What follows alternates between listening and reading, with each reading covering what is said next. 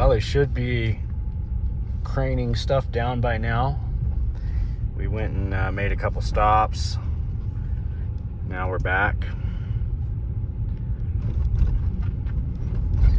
See what things are looking like.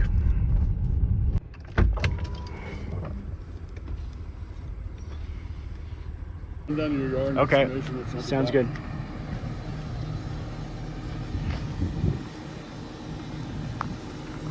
There goes, I think, the first pallet.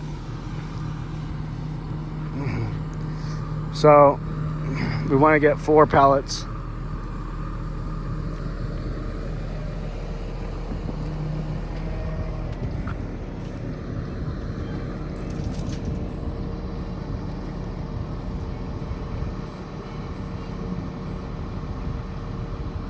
I'm gonna go down there so I can talk to him if I need to.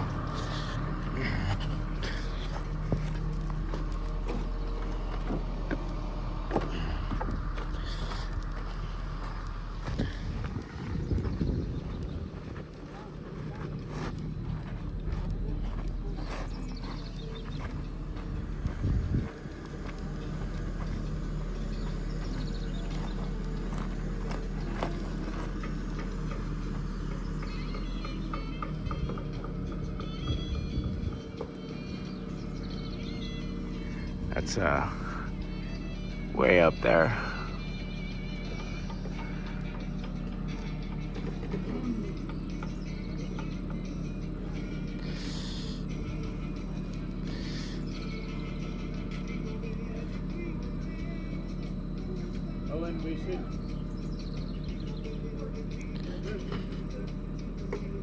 Down. Zach, yeah. Get on the phone with Trent.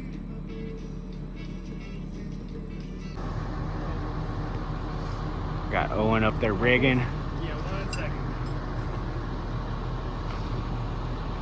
That's some very heavy Legos. Yes. When I was moving down out there, I was throwing about 32.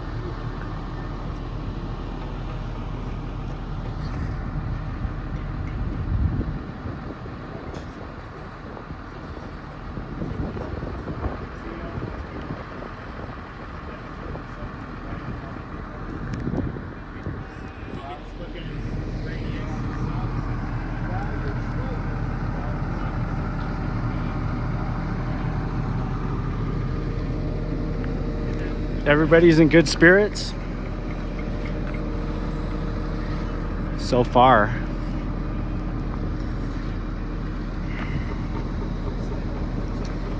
We've been waiting to see this thing come together. It's looking good.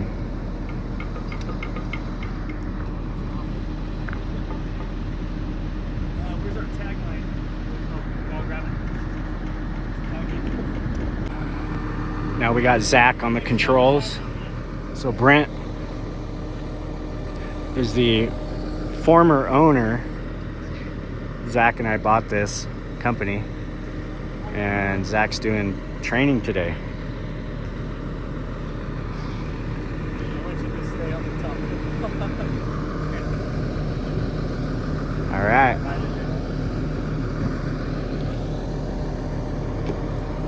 Yeah, just let him ride down there with you.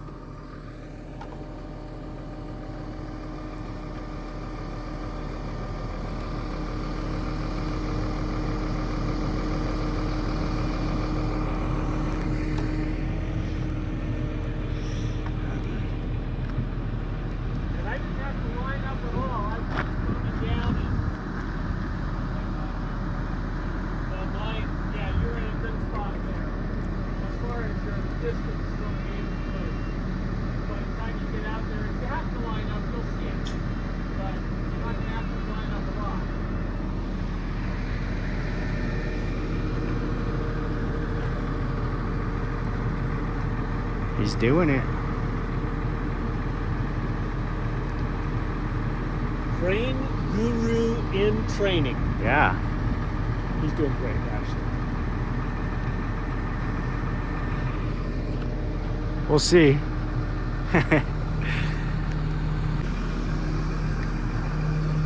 Okay, we're gonna go with our second pallet.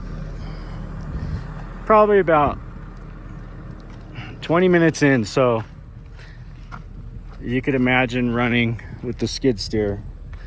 And we can't even hold a full pallet on this hill. It's just too steep and too heavy.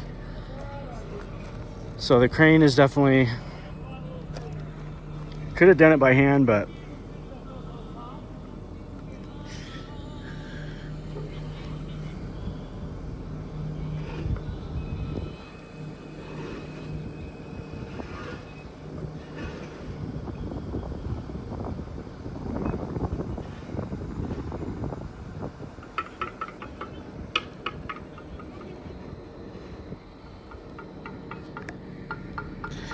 so Zach doesn't have a whole lot of seat time in the crane. This is a good job to learn because it's kind of tricky, the placement, and it's pretty heavy.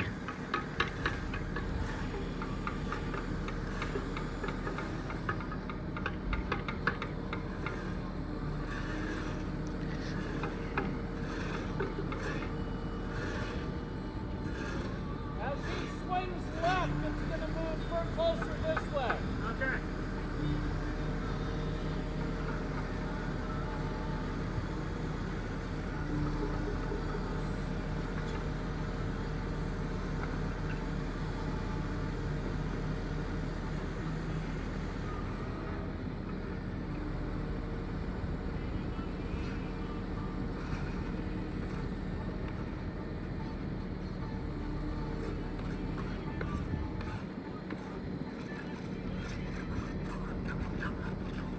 Little bouncy.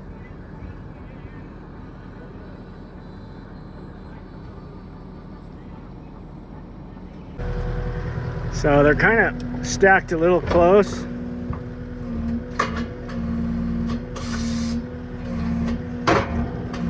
So what I'm going to do is spread out the pile.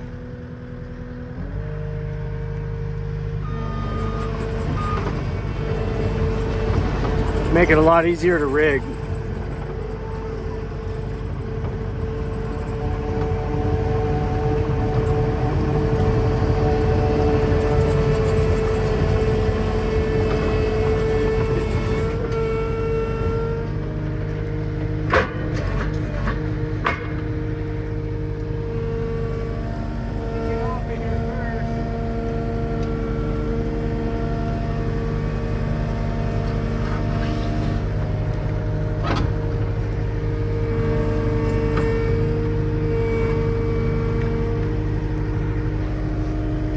Pull that hose out of there. That's exactly how it probably got ruined last time. Yeah, you can't. It's because they're adjustable. We need to rig that. Because when you go up and you tilt forward, if you go all the way up and tilt all the way forward, you tie them up somewhere, they're not long enough. All right. So you have to, kind of have to.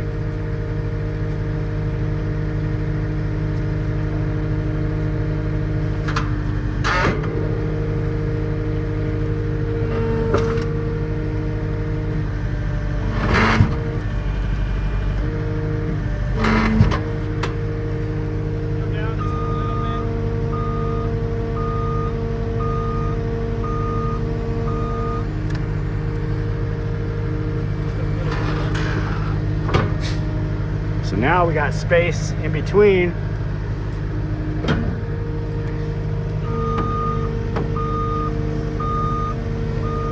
It'll be a lot easier to rig.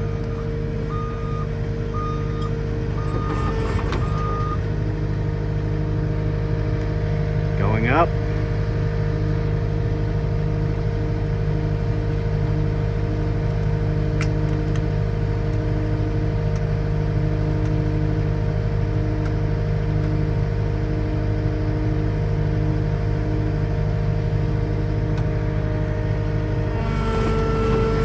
I'm gonna spread these over here. Okay, this is Brian's place over on Joaquin. And this deck, it needs quite a bit of love. So we got a split there. Now the plans are showing potentially saving this with all the floor joist system and then this with all the floor joists. Looking at it, I mean, I'm kind of recommending we just take it all down. it doesn't seem like it's worth saving to me, but the plans are drawn in a manner where the engineer was trying to save some of this stuff. I think it was to try and get away from like new codes. But we definitely have to get the inspector over on this one and maybe do a courtesy on it.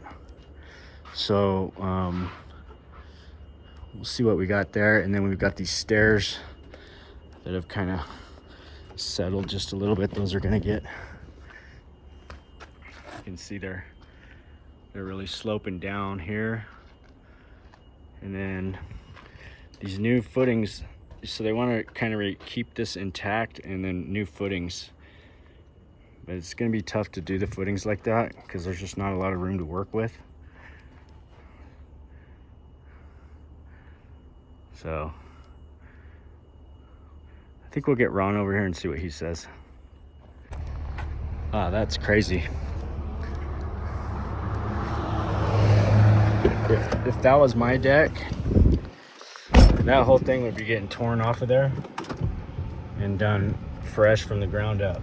There's nothing there worth saving. And I like I told him, I think it's more expensive to try and save this stuff than it would be just to start over. And I really don't understand why it was ever drawn the way it was drawn. I don't know what kind of thing they were trying to get away with code or what, but gonna have to get Ron over here, see what he says about it, see if he can, because I definitely don't want to get caught with starting into it per plan and then Ron coming through and going, no, you got to do this, no, you got to do that, and then me having to go back to the owner and say, well, you know, you didn't draw the plans this way, and so now I got to charge you for this, and now I got to charge you for that. I'd rather let him know the expectation, what he's getting right out of the gate. That way, no questions. Everybody knows what's going on, and everybody's happy at the end of the day, and there's not a bunch of change order stuff, because I hate that. And I know clients hate that too. So, you know, the older I get and the more wiser, I guess I would say, the more I try to catch this stuff right in the beginning so we can set the right expectation, and that way we're not going backwards. You know, we've already set a correct expectation, and the owner can be happy. So that's the goal. Happy customers. So I got one more complex to look at here, and then we're gonna take lunch. So we're over at Robert's place here, and we're gonna try to get these stairs in compliance. They've got the thinner treads, so we're gonna go with the 4x12 tread, and then a lot of this railing here doesn't have the compliance, the 3.5 inch compliance. So you put your hand through, it's got to be 4 inches or less. So we're thinking about just basically capping everything with a T111 siding, and both sides, so that it'll be fully enclosed. We might have to replace a few of the warp pieces. There's a bad footing here, so we're thinking we're going to replace these two footings and fix up this landing because it's kind of out of plumb. So we've got the railings, the treads, and I think there's only one set of stairs, right? Two. There's another one over there. Okay. Yeah, there's another one over there. So that corner footing doesn't look great. It's been taken out a couple times. Yeah.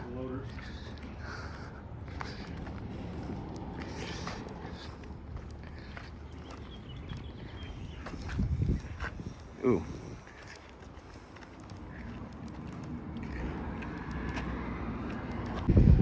Alrighty. So we met with Robert over there. I forgot he's a big fan of the channel. He and his dad watch our channel a lot, and he was telling me about it and kind of telling me the history of his dad being up in Mammoth. I think he said he was 94 years old, and he'd been in Mammoth pretty much his whole life. Way back when, was I think it was a ranger. He was a ranger or something along those lines on horseback back in the day when Mammoth, that was before the ski resort or anything, and Mammoth was just a little, basically a trading post. But it was nice talking with him. We looked at his project. We've done some work with him in the past. He's a really nice guy, and so I think we'll put something together on that and probably definitely end up helping him out there.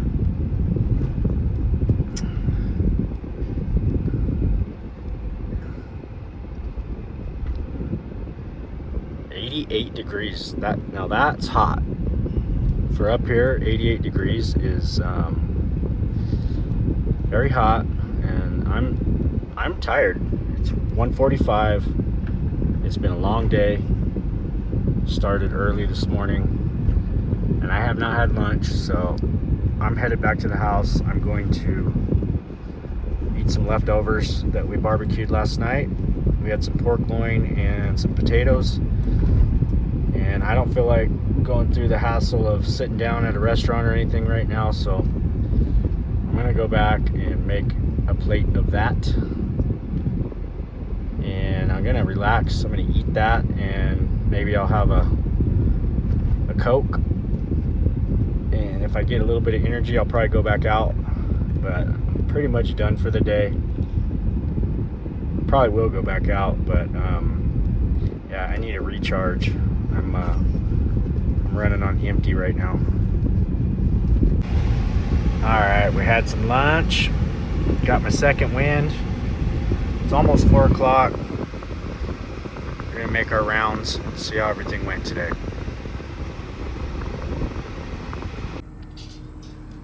Sadie Bud.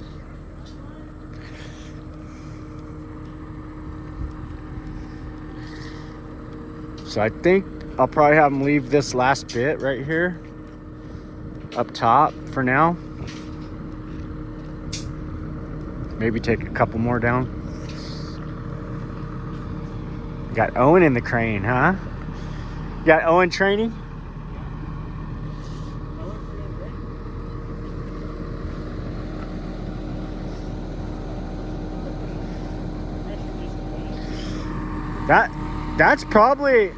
That's probably enough down there. He said he wants all of them down. Does he? Because the other wall is up here.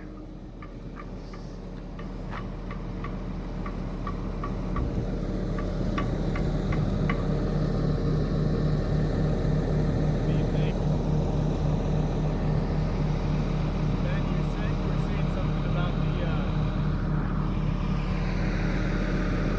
want to get those sacks of cement down there too? Yeah, we could, if we could reach that out right where Chad's standing.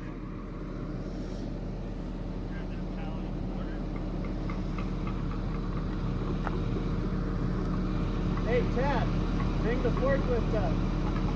Bring the forklift up. Well, have him break that freaking pallet.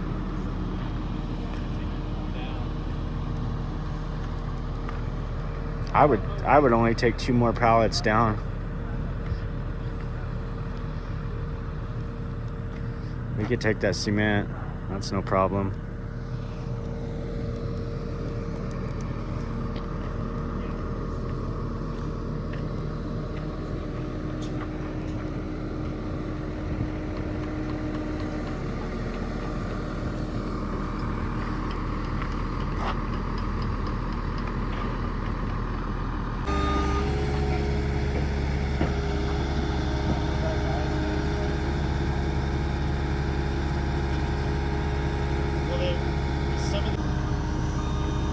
That's all that forklift can handle. He needs to just take the pallet off the top.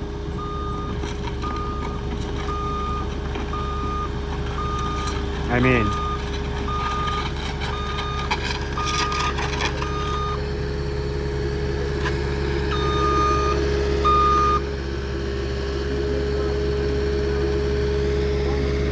Take that one off the top.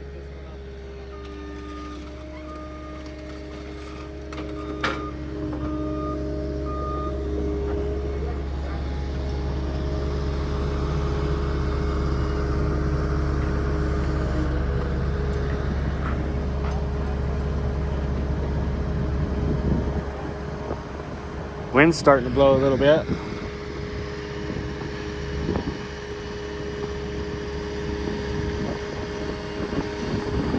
Yeah, that's way too... What are you doing?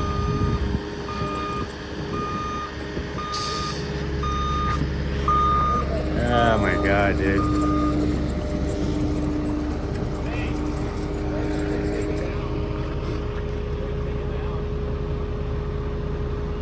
You could take that one down probably.